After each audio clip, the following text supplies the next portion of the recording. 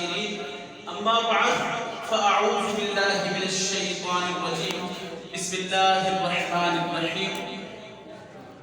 بلغ العلا بكماله كشف الدجى بجماله حسنت جميع خصاله. مقدر لپڑے صلو علیہ وآلہ. یا صاحب الجمال و یا سید البشر من وجهك المنیر لقد نفر القمر ولا يمكن الثناء كما كان حقه بعد الصدا.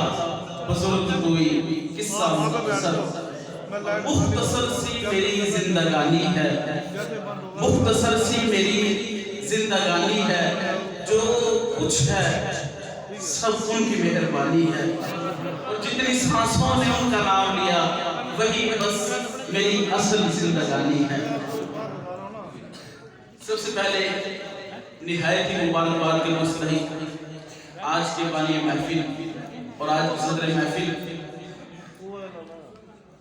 اور خصوصی طور پر مشکور لاہور کی سرزمین سے تشریف لائے صاحبزادہ والا شان عزت مآب سید علی حیدر مولود چشتی دعوت برکاتہ القدسیہ کا، اور قرب و جوار سے الحمدللہ یہ چشتیوں کی محفل ہے، اور قرب و جوار سے وہ حضرات آج میرے سامنے بیٹھے ہیں کہ اگر ایک کا نام لینا شروع کروں تو شاید ٹائم میرے پاس کم پڑ جائے، شخصیات کا تعارف نہ ہو سکے.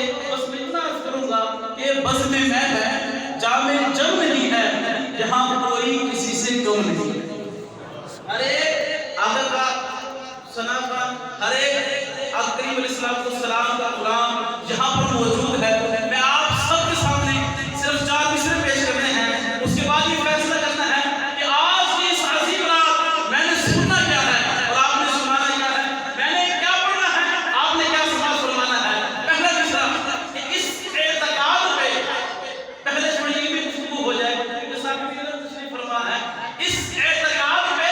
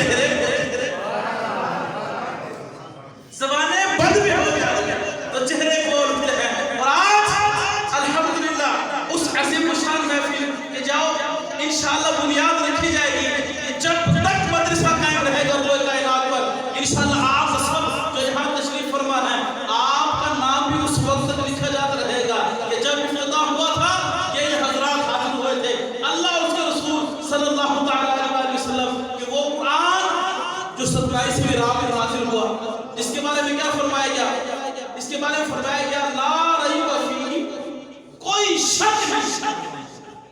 میں چھوٹی سی تفہیم شروع کرنے کے بعد اول شان کی بارگاہ میں مائک پیش کروں گا.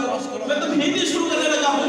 قرآن پاک میں ارشاد ہوتا ہے لا ریب فیہ، کوئی شک نہیں. لیکن آج اگر ہم دیکھیں اس دنیا کے اندر، اس زمین کائنات کے اندر، ہر شخص اپنا ایک الگ نظریہ بنا کر سامنے آتا ہے. معاذ اللہ کوئی شخص کسی کی گردنیں کاٹتا ہے تو دلیل میں قرآن پاک کی آیت پیش کرتا ہے.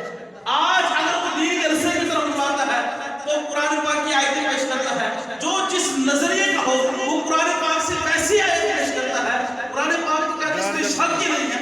پھر لوگ مشکوک کیوں؟ کسی کا نظریہ کسی طرح، کسی کا نظریہ کسی طرح. آئیے آپ آگے لے چلتا ہوں. خدا کی قسم قرآن پاک پڑھیے تو صحیح، آپ کو وہ سمندر کے موقع میسر آئیں گے. قرآن پاک نے شاہ فرمایا لا ریب فیہ، کوئی شک نہیں ہے. لیکن فرمایا ھدی للمتقین، ہدایت ہے لیکن کس کے لیے؟ فرمایا متقین کے لیے. ہر ایک کے لیے نہیں، متقین کے لیے. آج اگر ہم نظر دوڑائیں ہر دوسری گلی میں معاذ اللہ کے نئے فرقہ، نئے لوگ اور عجیب و غریب قسم کے نظریات ملتے ہیں. لیکن اگر ہم آئیے قرآن پاک کی طرف تو جب متقین کی طرف آئیں گے، جب ان کی بارگاہ میں پہنچیں گے، متقین کے بارے میں جانیں گے. متقین ہیں کون؟ یہ کون سے لوگ ہیں جن کے بارے میں قرآن نے کہا یہ ہدایت ہے متقین کے لیے. ایک چھوٹی سی سمجھانے کے لیے مثال پیش کرتا ہوں کہ یہاں پر جو ہے نا ہدن، یہ تھوڑا ترکیبی روایت ہے جو اہل علم حضرات ان کے ذوق کے لیے، آپ سب کے ذوق کے لیے کچھ عرض کیا. آپ جو اہل علم حضرات ہیں، جو سمجھنے بوجھنے والے ہیں، علم سے شغف رکھتے ہیں، ان حضرات کے لیے عرض کر رہا ہوں ہدن یہ حال واقع ہو رہا ہے متقین سے. یہ ہدایت ہے متقین کی. تو آج کے بعد آپ نے متقی حضرات کو اگر دیکھنا ہو تو خدا کی قسم آئیے آپ کو وہ نظریہ، وہ عقیدہ پیش کرنے لگا ہوں کہ کسی کی طرف نہیں جانا. جب متقین کی بات آئے، جب دوسرے لوگوں کی بات آئے، مختلف نظریات کی بات آئے، آپ پریشان ہونے لگے، آپ آزمائش میں آنے لگے.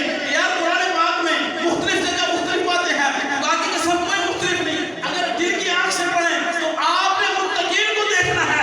متقین کی ہسٹری شروع ہوتی ہے عرب کے میرے آقا کریم علیہ الصلوۃ والسلام کے دست مبارک سے. بیعت لینے کے بعد جب کل عالم میں یہ پھیلا تو خدا کی قسم جو ولی ہند میں ہے اس کا عقیدہ اٹھا کر دیکھیے، جو ولی سندھ میں ہے اس کا عقیدہ اٹھا کر دیکھیے.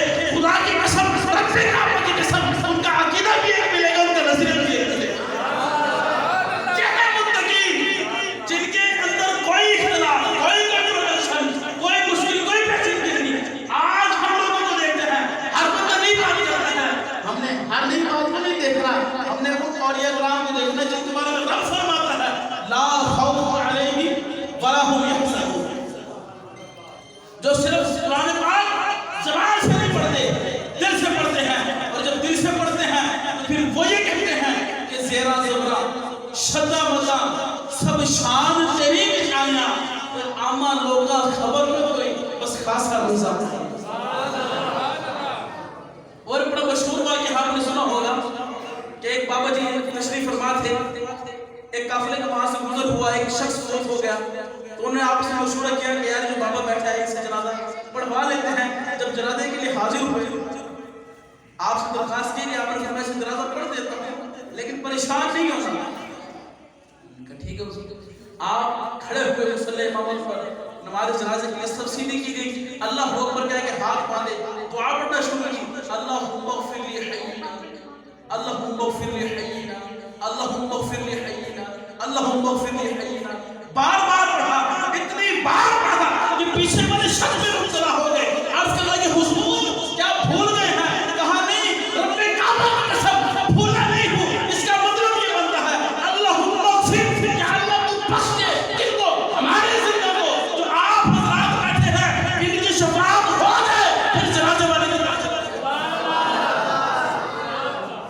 پہلے آپ کی مغفرت ہو جائے پھر اپنے میتوں کی طرف چلتے ہیں. تو سب جو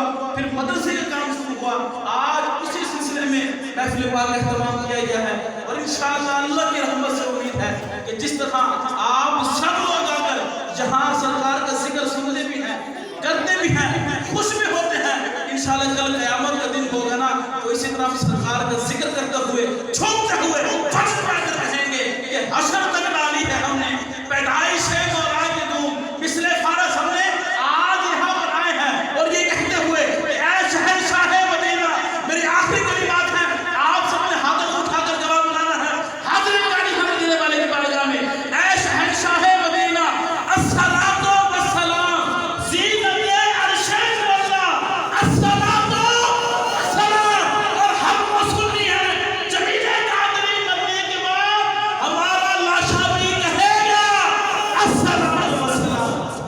میں ہوں سرزمین اولیاء لاہور کی سرزمین سے تشریف لائے ہوئے صاحبزادہ والا شان حضور عزت مآب قبلہ سید علی حیدر مودودی چشتی دامت برکاتہ القدسیہ، آپ سے رمضان ہو حضور تاجدار فصاحت، چلے آئیے شہریار بلاغت، چلے آئیے لے کے باغ مدینہ کے گل کی مہک، نو بہاریں خدا پر چلے آئیے۔